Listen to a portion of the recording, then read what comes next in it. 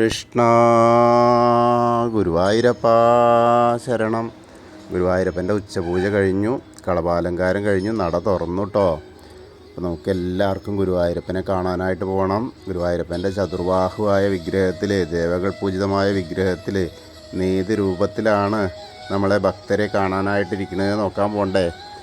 അതിനപ്പുറം എന്താ വെച്ചാൽ 200ൻ്റെ മേലെ കല്യാണമായിരുന്നു. ഞായറാഴ്ചയാണ്.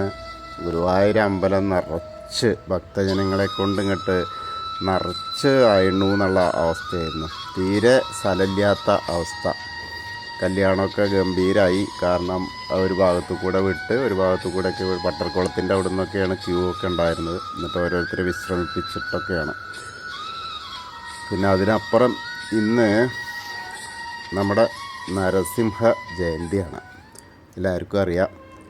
അപ്പോൾ നരസിംഹ ജയന്തി ആകുമ്പോൾ നമുക്ക് അദ്ദേഹത്തെ ഒന്ന് പ്രാർത്ഥിച്ചിട്ട് തുടങ്ങാം. ഉഗ്രം വീരം മഹാവിഷ്ണും ജ്വാലന്തം സർവതോമുഖം നൃസിംഹം ഭീഷണം ഭദ്രം മൃത്യോർമൃത്യും നമാമി അഹം. അപ്പോൾ നരസിംഹാവതാരത്തിൻ്റെയൊക്കെ കാര്യങ്ങളാണല്ലോ. എന്തായാലും നമുക്ക് കിഴക്കേ നടയിലുള്ള അത്തിമര ഗണപതിയെ കണ്ട് തൊഴുത് അങ്ങനെ ഗോപുരവാതിൽ കടന്ന് അകത്തേക്ക് വരാം. അങ്ങനെ വരുമ്പോൾ ആ സൈഡിലെത്തുമ്പോൾ വാതിൽപ്പടി കയറിയിട്ട് ആദ്യം തന്നെ ആ മേൽപ്പത്തൂരിൻ്റെ ആ പീഠം കാണുമ്പോൾ ഒന്ന് വണങ്ങാം. അത് കഴിഞ്ഞാൽ നരസിംഹാവതാരം കാണിച്ചു കൊടുത്ത ആ തൂണൊന്ന് നോക്കിയിട്ട് പ്രത്യേകമായിട്ടൊന്ന് തൊഴാം. കാരണം എന്താ വെച്ചാൽ നരസിംഹ ജയന്തി ആയതുകൊണ്ട് ഒന്ന് തൊഴാം. പിന്നീട് നമ്മൾ ശ്രീലകത്തേക്ക് ഇങ്ങനെ നോക്കുകയാണ്. ശ്രീലകത്തേക്ക് ഇങ്ങനെ നോക്കുമ്പോൾ ആ ചതുർബാഹുവായ വിഗ്രഹം നിറച്ച രൂപമാണല്ലോ കളഭം കൊണ്ടുള്ളത്. വളരെ മനോഹരമായിട്ടുള്ളൊരു കാഴ്ചയാണ് കേട്ടോ. കാൽപാദങ്ങളൊക്കെ ഇങ്ങനെ ഒരു കാല് കയറ്റി വെച്ചിട്ട്, ഇടത്തെ കാലിങ്ങനെ കയറ്റി വെച്ചിട്ട് വലത്തെ കാല് താഴ്ത്തി വെച്ചിട്ട് ഇരിക്കുകയാണ്. ഇരിക്കുന്ന ആൾ കാൽ വളകളൊക്കെ ഇട്ട് കാണാനുണ്ട്. പട്ടൊക്കെ വലിയ പട്ടൊക്കെ ഞൊറിഞ്ഞു കൊടുത്തിട്ടുണ്ട്. അങ്ങനെ ആ കാൽത്തടങ്ങൾ ഇങ്ങനെ കണ്ട് ആരമണിയൊക്കെ ഇങ്ങനെ കാണുന്നു. മുകളിലേക്ക് ഇങ്ങനെ നോക്കി വരുമ്പോൾ പേടിക്കാനുള്ള ഒരു രൂപമുണ്ടല്ലോ. പക്ഷേ ശാന്ത സ്വഭാവമാണ്. ആ ശാന്തതയുടെ നല്ല രൂപത്തിലാണ് നരസിംഹാവതാരമാണെന്ന് ശ്രീലകത്ത് വളരെ മനോഹരമായിട്ടുള്ളൊരു ചാർത്ത്. നരസിംഹ ജയന്തിക്ക് നരസിംഹാവതാര ചാർത്ത്. അപ്പോൾ എന്തായാലും ഇന്നിപ്പോൾ വരുന്ന ഭക്തർക്ക് എല്ലാവർക്കും നരസിംഹ ജയന്തിയാണ് എന്ന് മനസ്സിലാവും. കാരണം എന്താ വെച്ചാൽ നരസിംഹാവതാരം കാണിക്കുമ്പോഴേ മറന്നാൽ പോലും അപ്പോൾ അറിയിക്കുന്ന തരത്തിലുള്ള ഒരു ഭാവമായി. സാത്വിക ഭാവത്തിലാണ്. ആരെയും എന്താ പറയുക, തീഷ്ണമായിട്ടുള്ള ആ ശത്രുത മനോഭാവത്തിലൊന്നല്ല, ക്രൂരതയിലൊന്നല്ല. വളരെ സന്തോഷകരമായ രീതിയിൽ ആ ഇടത്തെ കാലിൻ്റെ തുടയുടെ പുറത്ത് ഇങ്ങനെ ആ ലക്ഷ്മി ദേവീനെയും അണച്ചു വെച്ച് മാറോടണച്ച പോലെ ഇങ്ങനെ ചേർത്ത് പിടിച്ചുകൊണ്ട് ഇടത്തെ തുടേൻ്റെ മുകളിൽ ആ ലക്ഷ്മി ദേവി ഉണ്ട്. പട്ടൊക്കെ ഞൊറിഞ്ഞെടുത്ത് പട്ടുസാരിയൊക്കെ എടുത്ത് ഇങ്ങനെ ഉണ്ട്. അതേപോലെ ഇങ്ങനെ വലത്തെ ഭാഗത്തേക്ക് നോക്കിയാലോ ആ ചിന്മുദ്ര, അതായത് അനുഗ്രഹിച്ചു കൊണ്ട് ഇരിക്കുന്ന തരത്തിലാണ്. രണ്ട് കയ്യിൽ, ഒരു കൈ ഇങ്ങനെ ലക്ഷ്മി ദേവീനെ ചേർത്ത് പിടിച്ചിട്ടും മറു കൈയിൽ അനുഗ്രഹാശിസ്സുകളോടുകൂടി നമ്മൾ മക്കൾ വരുമ്പോൾ മക്കളെ അനുഗ്രഹിച്ച് നിൽക്കുകയാണ്. ഇന്നത്തെ ശ്രീലകത്തുള്ള നമ്മുടെ പൊന്നുണ്ണിക്കണ്ണൻ. വളരെ മനോഹരമായിട്ടുള്ള കാഴ്ച. അങ്ങനെ തൊട്ട് താഴെ പ്രഹ്ലാദനും ഉണ്ട് കേട്ടോ. പ്രഹ്ലാദൻ താഴത്ത് നിൽക്കുന്നു. വലത്തെ കൈയിൻ്റെ വശത്ത് അനുഗ്രഹം കിട്ടി നിൽക്കുന്ന തരത്തിൽ വളരെ മനോഹരമായൊരു കാഴ്ച. പിന്നെ മാറിൽ നല്ലൊരു വളയം പോലത്തെ മാല ഉണ്ട്. പിന്നെ ഒരു പതക്കം പോലത്തെ ഒരു മാല. പിന്നെ അതേപോലെ ആ ശരിക്കും സിംഹത്തിൻ്റെ രൂപഭാവങ്ങളൊക്കെ കറക്റ്റായിട്ടുണ്ട്. പക്ഷെ മുഖത്തേക്ക് ഇങ്ങനെ നോക്കിയാൽ നമുക്ക് പേടി തോന്നില്ല. സാധാരണഗതിയിൽ നരസിംഹത്തിനെ കാണുമ്പോൾ നമുക്ക് പേടി തോന്നുമല്ലോ. ഇതത്ര പേടിയില്ല. നല്ല ഒരു സൗമ്യ ഭാവത്തിലാണ്. അപ്പോൾ എല്ലാ ഭക്തരെയും കണ്ടിന്ന് സ്വന്തം ജന്മദിനമാവുകൊണ്ട് എല്ലാവരെയും അനുഗ്രഹിക്കാനായിട്ടുള്ള നിൽപ്പാണ്. അങ്ങനെ നോക്കുമ്പോൾ കിരീടമൊക്കെ വെച്ചിട്ടുണ്ട്. അതിൻ്റെ മേലെ കിരീടത്തിൻ്റെ മുകളിൽ ഒരു തിരുമുടിമാലയുള്ളത്, തെച്ചിയും തുളസിയായിട്ടുള്ളത്. അതുപോലെ വലിയൊരു ഉണ്ടമാല ഉണ്ട്. തെച്ചിയും തുളസിയും വെളുത്ത പൂവും താമരയുണ്ട്. അങ്ങനെയുള്ളൊരു ഉണ്ടമാല. അപ്പോൾ അനുഗ്രഹിച്ച് നിൽക്കുന്ന നരസിംഹാവതാര മൂർത്തിയാണ് ഇന്ന് ഭഗവാന്റെ ശ്രീലകത്ത് നമ്മളെ കാത്തു നിൽക്കുന്നത്. അപ്പോൾ എല്ലാവരും കണ്ടോളൂ. നമ്മൾ സോപാനപ്പടിയിൽ നിന്ന് ഭഗവാന്റെ ശ്രീലകത്തേക്ക് നോക്കുന്ന ആ ഇതായിട്ട് സങ്കല്പിക്കുക. ഏറ്റവും മഹത്തരമായ ആ രൂപമാണ്. കണ്ടോളൂ, ദർശിച്ചോളൂ. ഇന്നത്തെ ഉച്ചപൂജ ഉണ്ടായിരുന്നത് മേൽശാന്തി തന്നെയാണ്. കാവപ്രമാരാത്ത് അച്യുതൻ നമ്പൂതിരിപ്പാടാണ്. അപ്പം അദ്ദേഹം നന്നായിട്ടുള്ള ആ ഒരു പൂജയൊക്കെ ചെയ്തിങ്ങനെ. അപ്പോൾ നമ്മൾ തൊഴുതോളൂ.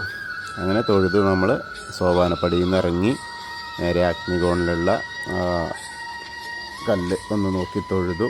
പിന്നെ തിടപ്പള്ളി നോക്കി തൊഴുതു. പിന്നീട് ഒന്ന് തിരിഞ്ഞ് നോക്കിയിട്ട് ആലിലെ കണ്ണനെ കണ്ടു തൊഴുതു. പിന്നീട് സപ്തമാതാക്കളെ കണ്ടു തൊഴുത് ഇങ്ങനെ വരികയാണ്. പിന്നെ വിഘ്നേശ്വരൻ്റെ അടുത്ത് വന്ന് വിഘ്നേശ്വരനെ കണ്ട് തൊഴുകയാണ്. അവിടെയും നല്ല അലങ്കാരമൊക്കെ ആയിട്ടുണ്ട്. ചന്ദനം ഒക്കെ നന്നായിട്ട് തേച്ച് പിടിപ്പിച്ച് കൊമ്പും തുമ്പി കൈയൊക്കെ ആയിട്ട് ഇങ്ങനെ വരുന്നു. 2 കദളിപ്പഴമൊക്കെ കൊടുത്തിട്ടുണ്ട്. നിറയെ പൂക്കൾ കൊണ്ടുള്ള അർച്ചനയൊക്കെ കഴിഞ്ഞിട്ടുണ്ട്. ഏകദന്തം മഹാകായം ദപ്തകാഞ്ചന സന്നിഭം ലംബോദരം വിശാലാക്ഷം വന്ദേഹം ഗണനായകം. അത് കഴിഞ്ഞ് സരസ്വതി അറയിലേക്ക് നോക്കുക. അപ്പോൾ സരസ്വതി ദേവിയുടെ ഫോട്ടോ കാണാം. അവിടേക്ക് നോക്കിയിട്ട് സരസ്വതിയോട് പ്രാർത്ഥിക്കാം. സരസ്വതി നമസ്തുഭ്യം വരദേ കാമരൂപിണി വിദ്യാരംഭം കരിഷ്യാമി സിദ്ധിർഭവതു മേ സദാ. അത് കഴിഞ്ഞ് അങ്ങനെ വരുമ്പോൾ ആ കോർണറിലെത്തിയിട്ട് ചെറിയ ഗണപതിയെ ഒന്ന് കണ്ട് തൊഴുത് തൊട്ട് തൊല്ലോടാം. പിന്നീട് മത്സ്യം, കൂർമ്മം, വരാഹം, നരസിംഹം വരെയുള്ള ആ രൂപങ്ങളൊക്കെ കാണാം. പിന്നെ മേൽശാന്തിയുടെ അവിടെ നിന്ന് അർച്ചന പ്രസാദമൊക്കെ വാങ്ങി തൊടാം. പിന്നീട് വാമന രൂപം കാണാം. ആ ഗജേന്ദ്രമോക്ഷത്തിൻ്റെ രൂപം കാണാം. ഗരുഡൻ്റെ പുറത്തിരിക്കുന്ന മഹാവിഷ്ണുവിനെ കണ്ടു തൊഴാം. പിന്നെ അനന്തശായിയായി കിടക്കുന്ന അനന്തപത്മനാഭനെ കണ്ട് തൊഴുത് കാര്യങ്ങളൊക്കെ പ്രാർത്ഥിക്കാം. അത് കഴിഞ്ഞാൽ നേരെ ശ്രീകോവിലിൻ്റെ പുറകുവശത്ത് വന്നിട്ട് സാഷ്ടാംഗം നമസ്കരിക്കുക. പിന്നീട് ബാക്കിയുള്ള ദശാവതാര രൂപങ്ങളൊക്കെ കണ്ട് തൊഴുക. അങ്ങനെ കൃഷ്ണൻ്റെ അവിടെ വരുമ്പോൾ ഒരു മാല ഇങ്ങനെ തുളസിമാല ചാർത്തിയിട്ടുണ്ട്. മുരുകൻ്റെ അവിടെ നിറയെ ഭസ്മം കൊണ്ട് അഭിഷേകം ചെയ്തിട്ടുണ്ട്. ഹനുമാൻ്റെ അവിടെയുണ്ട് കുങ്കുമാഭിഷേകമൊക്കെ ധാരാളമായിട്ട് ചെയ്തിട്ടുണ്ട്. അപ്പോൾ എല്ലാവരും ഹനുമാൻ സ്വാമീനെയും കണ്ട് പ്രാർത്ഥിച്ചോളൂ. ത്വമസ്മിൻ കാര്യനിര്യാഗേ പ്രമാണം ഹരിസത്തമ ഹനുമാൻ യജ്ഞമാസ്തായ ദുഃഖക്ഷയകരോ ഭവ മനോജവം മാരുതതുല്യവേഗം ജിതേന്ദ്രിയം ബുദ്ധിമതാം വരിഷ്ഠം വാതാത്മജം വാനരയൂഥമുഖ്യം ശ്രീരാമദൂതം ശിരസാ നമാമി. ബുദ്ധിർബലം യശോധൈര്യം നിർഭയത്വം അരോഗത അജാഡ്യം വാക്പടുത്തം ഹനുമസ്മരണാത് ഭവേത്. ഓം നമോ ഭഗവതേ ആഞ്ജനേയായ മഹാബലായ സ്വാഹ.